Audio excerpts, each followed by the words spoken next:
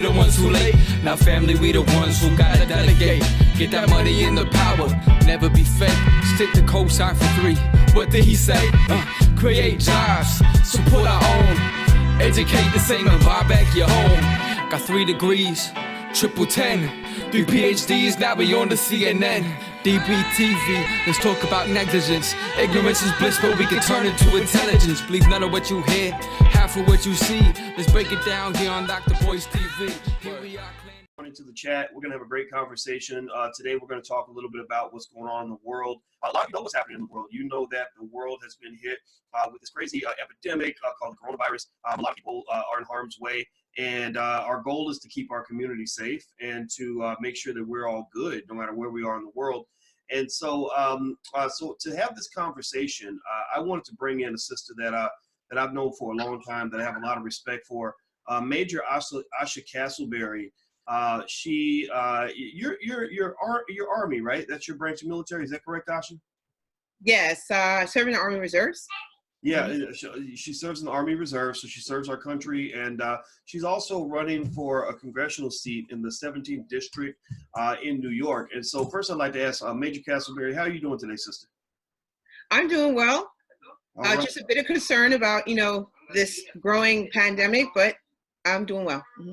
Yeah, and you told me today, which really blew my mind, that you're kind of in ground zero of the coronavirus. Can you explain what you meant by that? Yes. Well, I would definitely like to say thank you for having me on, 1, and 2. Yes, we are what we call the ground zero for coronavirus for many reasons. 1 is because we're one of the top areas that have the most cases, and 2, this is the area where the coronavirus first came to in the United States. A man in New Rochelle, New York, which is a city sitting right outside of the Bronx.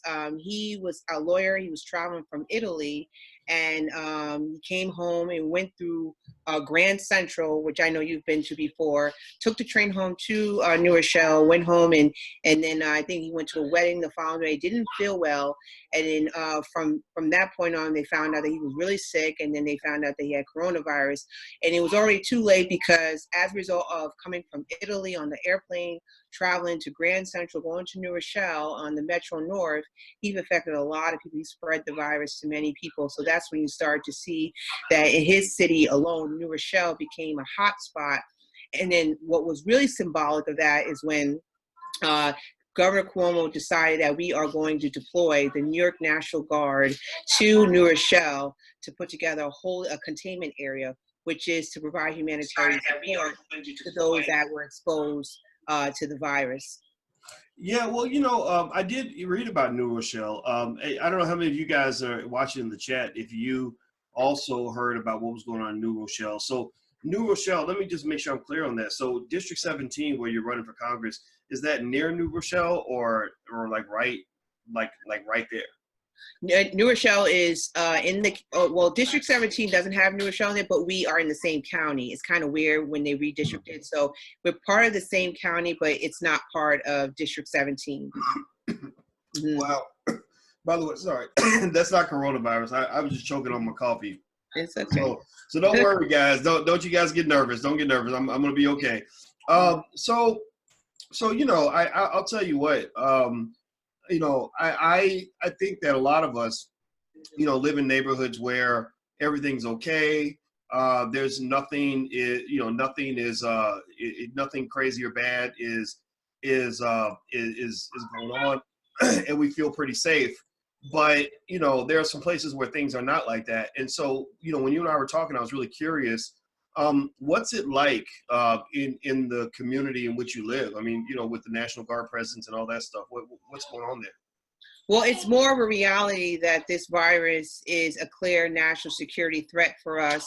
It's definitely overwhelmed the area when it comes to resources, where a lot of local hospitals are receiving a lot of people that have been exposed or affected by the disease. So what you're seeing is a rapid number of cases going up, and at the same time, our resources are being overwhelmed. So with that being said, there's a high demand for more resources to come in to plus up the area, which is hospitals or providing humanitarian support.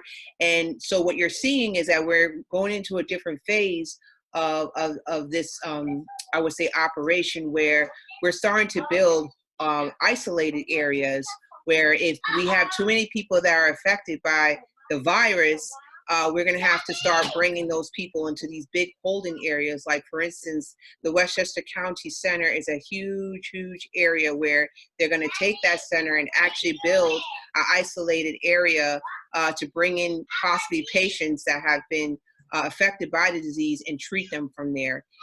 And that's in preparation if it just, the numbers keep going up. And what we're seeing is that it's rapidly growing right now. Well, everybody who just came in, I'm speaking with Major Asha Castleberry, and she's running for Congress in the 17th District of New York. And we're talking about what it's like in her district right now with the coronavirus epidemic hitting very closely. Many of you heard about New Rochelle. Give me a yes or no in the chat if you heard about New Rochelle and what was going on there. And so you have a lot of infection that's happened there. A lot of people sort of enduring what a really scary situation.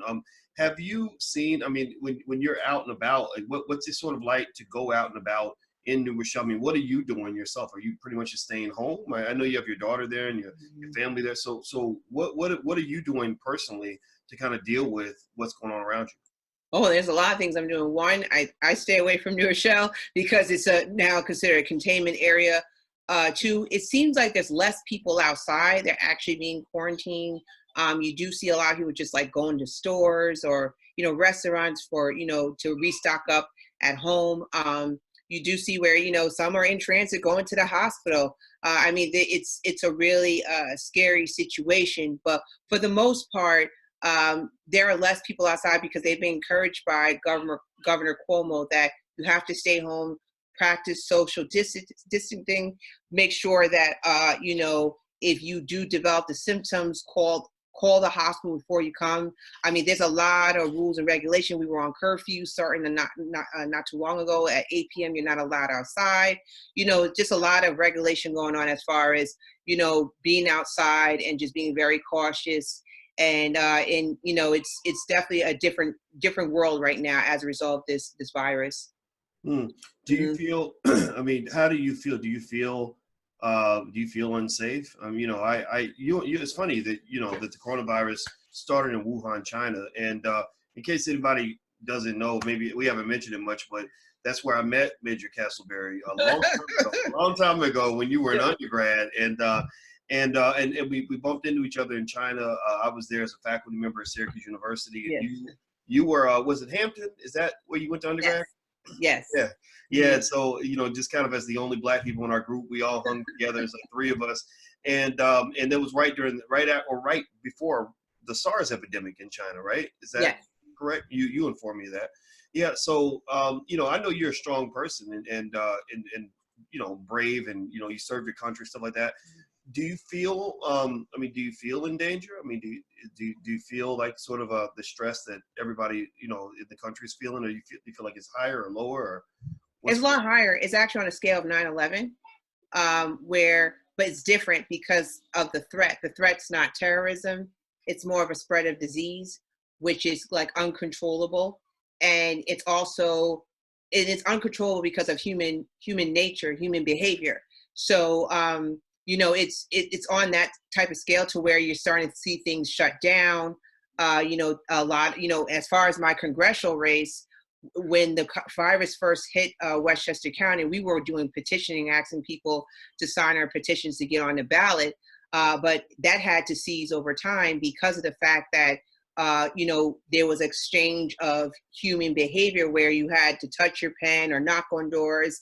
And, people were afraid that they were exchanging germs or the virus alone. So there's been a lot of unique situations where these activities could not continue as a result of the spread of the virus. Now, I would say that's worse than 9/11 because for the most part, 9/11, things stopped, but we still went on our regular business shortly after. Here, it's like, okay, you have to stay home. You don't know how long, this can continue to the point where for your campaign, you're not sure if it's going to continue on June 23rd. It may, what you're seeing with the presidential primary that's come up in New York. It may not happen because of the fact that, they don't want people to come out to vote. Maybe you'll do paper ballots. I mean, there's just a lot of things that you're seeing that may change as a result of the virus. And there's a lot of concerns around it. So Asha, do you feel, there are people, in a lot of spaces that have, there end up being a lot of what you might call conspiracy theories or secondary agendas that sort of get circulated, that not so much to say that the coronavirus isn't real, but to say that there are people that appear to be using it for their own purposes. I've even heard people say that they think that the president is trying to, cancel the election, things like that. And I know there's only so much that you might feel comfortable talking about, but I'd be curious to know, just as a political person yourself, in the sense that you're running for Congress and things like that. Do you sort of feel that there are people that might be using this whole crisis, in an inappropriate way? Well, what I'm about to say, my words do not represent the words of the government. It's my own. That's one. And two, looking at the president of the United States right now, I think in many ways he could do a lot better in his decision making. Like, for instance, if you look at calling on for more troops to support the mission, especially out in New York, where we just talked about New Rochelle or the rest of New York, where he should be bringing in maybe reserve and active duty component to help out with the virus. I think he should do that. But for some reason he's not. He's just saying, hey, let the National Guard take care of it. And if not the National Guard, let's bring in the Veteran Affairs personnel to do it, which I don't think we should do, because they already have their own problems as far as shortage of personnel, doctors, nurses. So I think that should be just treated as a last resort. Another thing too that's big right now that Governor Cuomo just tweeted out, and I agree on this, is that the President of the United States should definitely support the Defense Production Act, which you saw back in the day, I think around World War II, where we ordered the entire country to make sure that they proliferate or produce more masks, ventilators, resources to support this mission as far as countering the virus. So we want to see more of that moving, but for some reason he's been holding off on that. And we really need that right now, because we're experiencing a shortage when it comes to resources or the required equipment or whatever personnel that we need in order to move forward, especially if it exacerbates. So I think his decision making in that is something that he needs to really work on. Another thing too, when you look at his before the virus happened, President Trump, I don't think really took health security that serious. And I think there was kind of no excuse in that. When you look at what Obama did under the Obama administration, Obama actually countered the Ebola crisis using his U.S. troops under Major General Williams in Africa, working closely with the Cubans and other strategic partners to help stop the spread of Ebola coming into the United States. So that was a good example to tell you, in the 21st century, when it comes to national security threats, it's not just terrorism or climate changes, it can also be the spread of diseases. So President Trump could have looked at what Obama did and said, hey, I got to take health security serious too when it comes to the spread of diseases, but he did not do that. In fact, I think I was told that he got rid of his health advisor that served on the National Security Council and kind of pushed him to the side somewhere else. So he didn't really evaluate health threats or health security like that on a scale of a coronavirus or Ebola. Interesting. Well, everybody who just came in, I want you to know I'm speaking with Major Asha Castleberry. And not only has she bravely served her country for many years, she also is running for Congress. The sister's running for Congress in the 17th District of New York, and which is right above the Bronx, by the way. And you guys know that I don't have I actually almost have, I never have politicians on my platform. Just so you know, Asha, I've had lots of politicians ask to come on the platform, and you might be that I don't recall ever having any other politician on, anybody running for office. Yeah, so it's a sign of respect that I have for you. It's also a sign of respect I have for those who served our country. Also, the only other person that's run for office that I would have had on the show is a guy named Ryan Mack, who's out of Oh, Detroit, who I just love that guy a lot. He's a great great brother. So I just want you all to know that I don't you guys know how I am when it comes to the politics and stuff. But Asha, let me ask you this question. Okay, so you are and everybody, please hit the thumbs up button. If you haven't hit the thumbs up button, please hit the thumbs up button, share, and subscribe button. If you're on Twitter, Facebook, anywhere else, please share this. Take 1 second, please, real quick. We need you guys to be part of our distribution army. Share this, share this, share this. Thumbs up, thumbs up, thumbs up. Please do that. That's how you build Black media. Is everybody has a platform. Everybody, please share. So that we can all have these important, intelligent conversations. So, Asha, let me ask you this question, Major Castleberry. You're a national security expert. I've seen you on a lot of shows speaking on national security. And I think that's really important. I think that it's just, I mean, not just because you're smart, and you know what you're doing, but also we don't get a lot of opportunities to hear from Black women who are doing great things like that. People are more interested in seeing a Black woman do other things, dance, sing, rap, whatever it is. But I think that we need to hear from our sisters that are doing interesting things like you. And so I'm really curious about this whole idea. Now, of course, with coronavirus, this is one of the conspiracy theories, but there have been conversations. I remember Bill Gates mentioning that he felt that, something like a virus could wipe us all out. And I remember that leading to conversations about biological warfare, the use of germs and viruses and whatever to just kill people. What should we understand about those possibilities? Not to say that we know one way or the other what the coronavirus is or is not, but is that something that we should really be thinking about and kind of concerned about? Is the potential use of biological warfare, rather than standard warfare? I think that's an excellent question. Not to scare anyone, but you should never take that you should definitely take that into account when you're looking at 21st century warfare, as well as we're in the era of great power competition. And what is that? Well, right now, during great power competition, you're seeing the rise of China, Russia, trying to bring down United States power because they feel that they are competitive enough to do so, and they don't want the United States to be the number one power, which most people thought at one point, but they say they feel that we're losing that right now. So they're kind of working on that effort to bring that down. Well, how do you do that? It's not just, hey, a military invasion or, trying to put together insurgent to attack us internally at a financial center, like you've seen at the World Trade Organization. It could be other forms of threats that they could use, like, for instance, a spread of a virus. Now, there's a lot of speculation in this case that supposedly China did that to us, right? I'm not putting that out there. I have not read any facts about that, but they're saying, hey, that could have happened, especially the fact that you saw that China tried to hide about the virus, where there was some speculation that they didn't necessarily report the right way to the World Health Organization that, hey, there's a virus going on spreading in China, and it's pretty deadly, especially to older people. So they were trying to hide that. Also, there was a speculation that they had really badly condemned their health minister. So there was just a lot of speculation when they were really trying to hide the virus. And so some people who, especially that really believe in conspiracy theories, will sit there and say, oh, maybe they did that intentional, bring that into the United States. And what makes it even more scary is, say, like, that is so.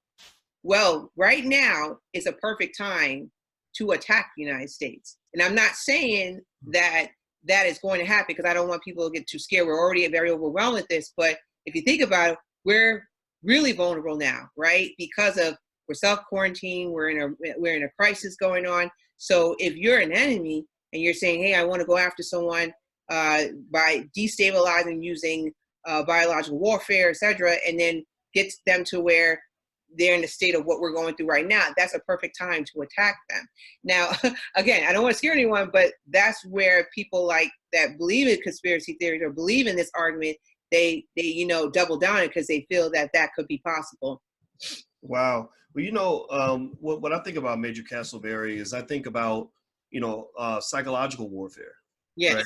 I mean, I don't exactly always know how to specifically and technically identify when psychological warfare has taken place, but I can't write it down and explain it to you, but I can feel it when I feel like it's happened, or I feel like, you're psychologically vulnerable to the point where, things don't have to be real. You just have to think that they're real. And I was grappling with kind of how to respond to the corona situation, because I just felt like there were some things that we should panic about and things that we shouldn't panic about. And I feel like we were kind of being told to panic about everything. I mean, I know people that, especially senior citizens who live in towns where there's not one single case anywhere, and they won't answer the door. They won't go outside, and I understand, right? We're supposed to self-quarantine. I think we're supposed to follow the rules, but I just really couldn't process. I said, what's the right balance? How do you make sure that you're prepared, but not go so crazy that you become completely, frozen in your time and space. Like, you can't do anything, you can't move, And so what do you think? I mean, so with you being in New York, and you and I talking really changed my perspective on a lot of this, or shifting a little bit, because it was interesting to hear from someone who's right in the middle of it. Because where I'm at, it's fine. Right here in Illinois, it's totally fine. I was outside, we were social distancing, everybody was, but Alicia and I took a walk. People were walking their dogs, walking their kids. Everybody stayed away from each other. We were following the rules. But, it seems to me that where you are kind of is a precursor to how things could be in a lot of places if we don't get this under control. I mean, do you feel, Cuomo's been pushing hard, exhibiting what I think is strong leadership. And maybe I'd love to get your take on that if you agree. Do you think that New York is going to get it under control? Yes, I do. It just, the timing aspect is the big question. If you see that the number of cases keep going up, it is questionable on when is this going to eventually happen. But we're looking to the rest of the world as examples on how we can, calm this down. Right now, we're looking to what Italy is doing, and as a result of social distancing, can't say the word, the number of cases have gone down significantly. Also, we're looking at South Korea right now. They're really helping us out, giving us some recommendations. So I think it's a matter of time. It may slow down. Some people feel that we'll be experiencing this all the way up to the beginning of the summer. But going back to the psychological aspect to it, I heard you talking about it in another interview, and I thought it was really interesting because you are seeing, the media talk about it. You're seeing in Washington, D.C., where they're struggling to pass a stimulus bill so people can get checks. People are very worried about, some people have lost their jobs as a result of the coronavirus. Some people are, they still have to be told you have to pay your bills. They still have to pay rent. We should be pushing for universal rent control as a result of this. People are really financially stressed right now because they have no idea what's going to happen. And some were told you have to stay at work, knowing that they didn't want to stay at work because others had the coronavirus, but still told by their boss, you have to stay at home. And they said, no, I'm leaving. And they were fired or they quit. So there's just a lot of stress around this. And I think with the media, there's some good facts that are being told, especially with Cuomo's briefings that he does like every other morning. So the rest of the country has been looking towards his briefings and President Trump's to find out the updates. But then you also have this issue with disinformation, and we have to be very careful with that. I have been actually talking about that on Twitter, that there has been some level of disinformation about the virus, so that also helps make, try to get people more panicked about what's going on. So, looking beyond this coronavirus issue, I think what's also going to be a big issue is not only because of financial stress and people losing family members, loved ones, friends, you're going to have a high level of PTSD, kind of like going to war. It's funny, when I went to Chicago about a couple of months ago, I was there actually talking about gun violence. And the one thing that I've noticed that doesn't get a lot of attention in Chicago is after people have watched their loved ones, killed by, gun violence, they don't really pay attention to the PTSD aspect of it, what comes afterwards. And it's the same thing with the coronavirus. There's gonna be a lot of people that are gonna have some mental health issues as a result of this. Everybody who's watching, I'm speaking with Major Asha Castleberry. She's out of New York. She's running for Congress, by the way, in the 17th District of New York. And she's a smart sister, served her country, is going to make a difference in Washington. And Also, some of y'all are asked, I think somebody asked, where's my lotion at? They make fun of me. They make fun of me because my hands get ashy. They should probably call me Ashley. But so yeah, I do have the lotion nearby, by the way. So ha ha haters, ha ha. But anyway, yeah. So Asha is a good friend and just a respected colleague and a good human being. And I really am happy to have the sister on because, you know, I really think that we should, you know, as a community, make sure we're checking out the Black women that are doing great things like Asha's doing. You know, I don't know. I'm curious to ask you about this, Asha. Maybe I'm being overly sensitive about it on your behalf, but because I know you're a strong person. But you know, what's it like being a Black woman who's a national security expert? I imagine you're in many cases you're the only one. You know, even a lot of people in your own community don't really check to hear what national security experts have to say. I mean, you know, at least that's what I feel. You know, like I kind of scroll through social media and I see what people are clicking on, what they pay attention to, especially when it comes to Black women. And I don't see as much attention to, and it's not just someone like yourself, but even those who are scholars and, you know, and attorneys and therapists who have great things to say, but don't get the support they deserve from the community. What's it been like for you as a Black woman to be in a field where there just aren't that many Black women, at least not that I've seen? Oh my God, that is an excellent question. I can describe it in many ways. One, it's been, for some people, it's shocking. Like, what? You know about national security? Really? Right? And you served in the military? Okay, that's different. That's, you know, it's like you turn into like a science project. Okay, that's interesting. I didn't expect you to talk about national security as part of your portfolio. So that's one. Two, it's also a bit upsetting because when you look at the reason why I jumped in the congressional race is because a lot of it involves national security. A lot of it involves the role of the military. If you look at the federal budget, most of the federal budget goes towards the military. And one reason is because we've been in these endless wars, you know, and when you look at the Republicans, they love funding a lot. They love putting our taxpayer money straight to the role of the military. So, you know, a lot of it involves the role of the military. So, but a lot of people don't know that, which is kind of strange. And it's okay. I guess it's because, you know, education and, you know, the type of jobs they have, they don't study the federal budget. So they don't know that, oh, I didn't realize that congressional work, a lot of it requires to understand how the role of the military works. And even veterans too. I mean, more than what, $700 billion goes towards the role of the military, plus add a slice of 5% more towards Veterans Affairs. So you want someone with that type of expertise. But, you know, sometimes people don't want to hear that. They want to hear, how are you going to help me get more money in my pocket? How are you going to help me with my health care? How are you going to help me with education? And I totally understand that. But the way I pitch it is, you want someone to understand both. Understand the working class issues that really affect our community, plus understand how the world works, how the role of the military works, and how national security works. So let me tell you, that's one really bad thing about running as a Black woman, understand national security. Sometimes not taken serious. When I jumped in this race in November, I told everybody since day one, you need to vote someone that is strong on national security. And I'm the strongest one on national security right now in my race. No one really, like, some people didn't really pay attention to it. Now, fast forward a couple of months later, we're facing a national security crisis. So they're like, oh, wow, she's been warning us all this time. So now it's our reality. We really need someone that understands how crisis management works. And that's what I worked on, especially in Iraq.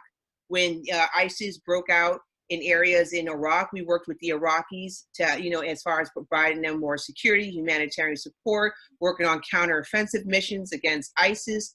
I mean, we really worked on crisis management with them. And it's, you know, it's an experience that you really want someone to understand and know as a elected official. So most people just don't know that. They don't connect the dot there. And, you know, for the most part, I try to educate them on it. But, you know, some people will say, hey, that don't matter. But you supporting, let's say, reproductive rights is better for me than you being a national security person. And I'm gonna tell you something that's interesting too about national security. When it comes to 9/11, the coronavirus, none of that stuff discriminates. I hate to tell you this. When 9/11 happened, they weren't just looking for white folks or black folks to attack. They were looking for everyone to attack.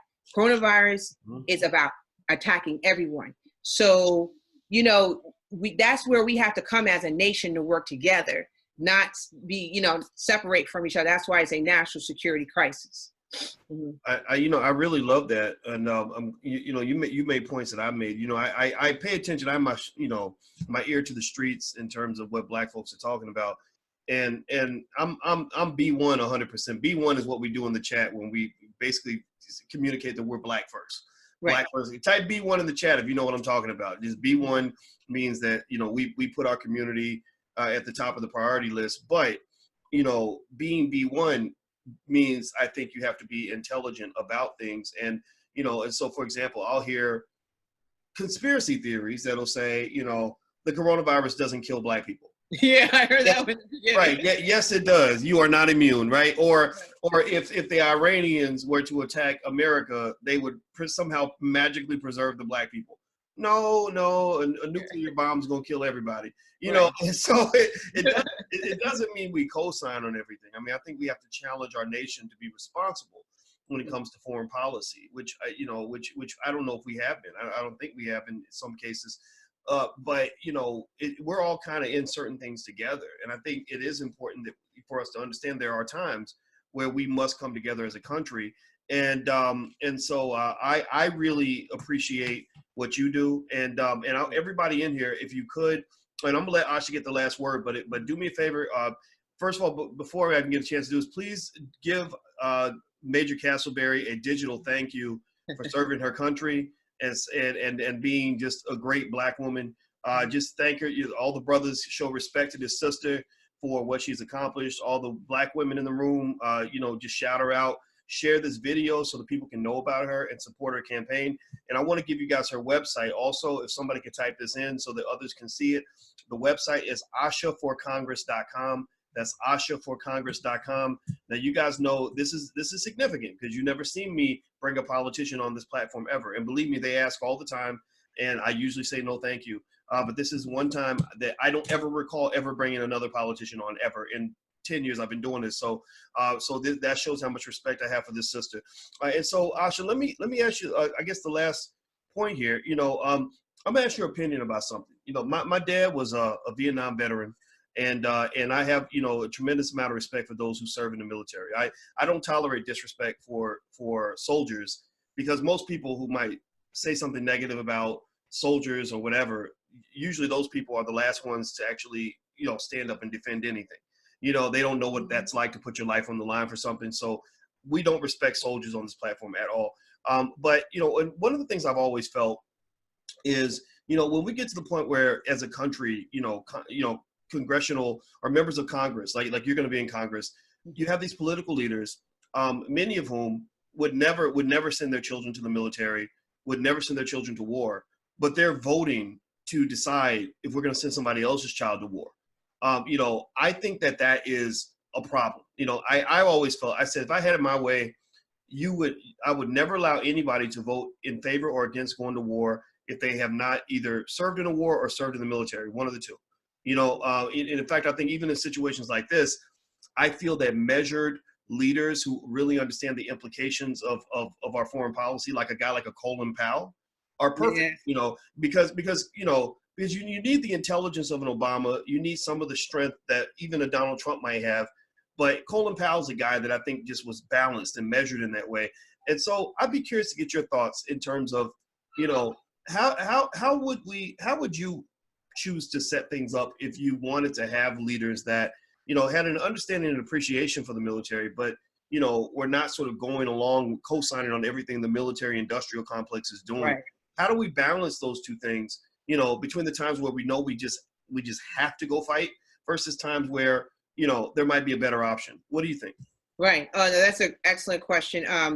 First, I would say that we should definitely vote for people that really understand public service. They're not privileged. They're not trying to buy seats. There's a lot of rich people that served in Congress because they had the money to actually buy the seat.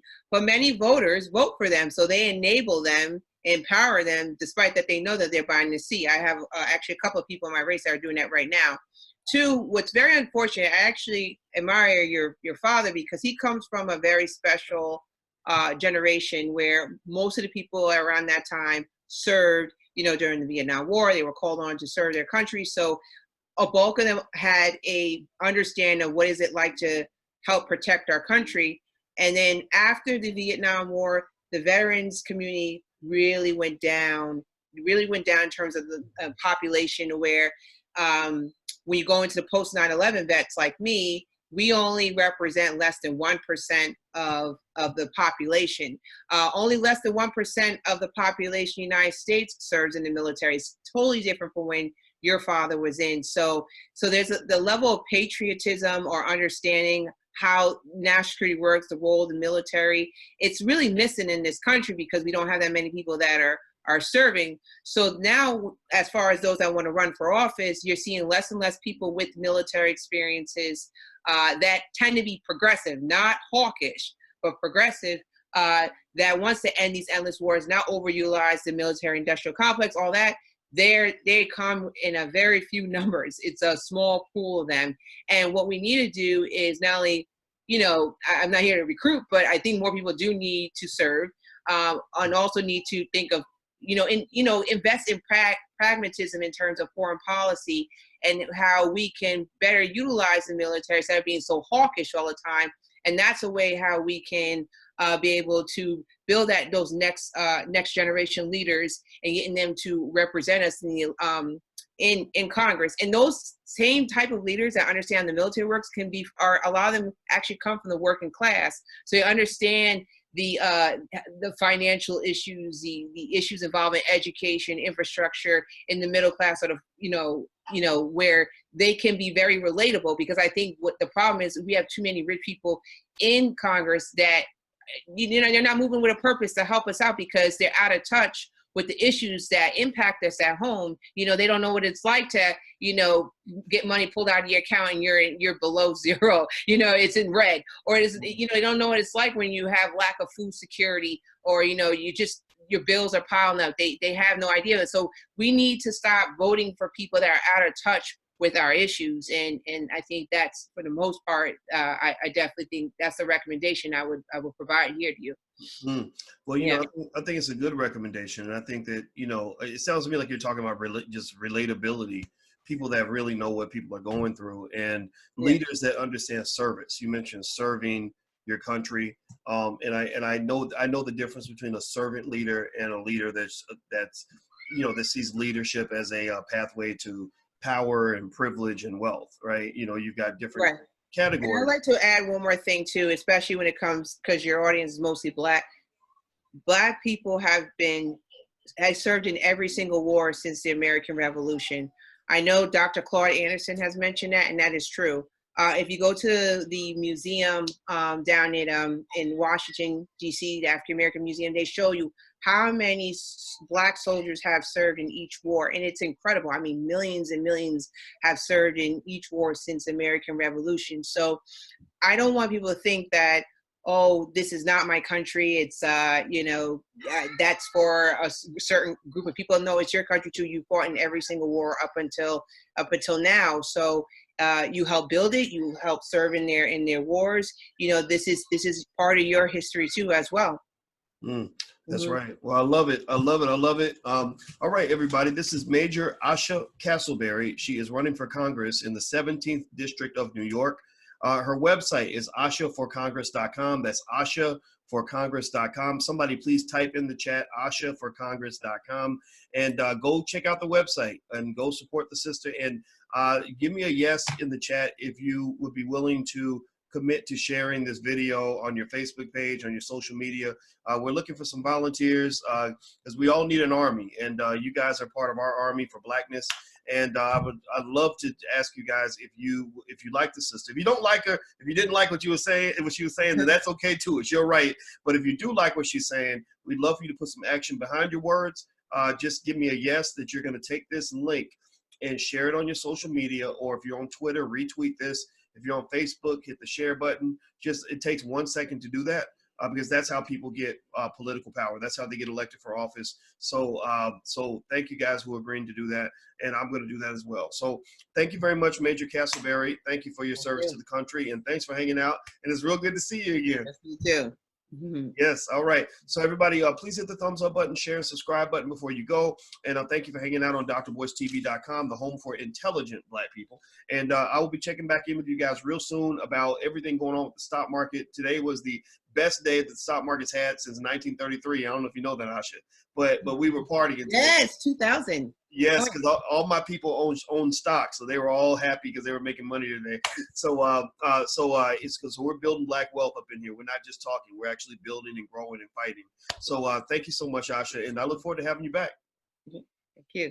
All right, take care, everybody. Have a good day. Bye bye.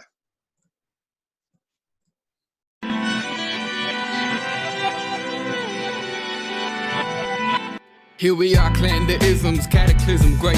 Our people out here struggling, trying to make it in this state. Everybody out here doing it, but we the ones who late. Now family, we the ones who gotta delegate. Get that money in the power, never be fake. Stick to cosign for 3. What did he say?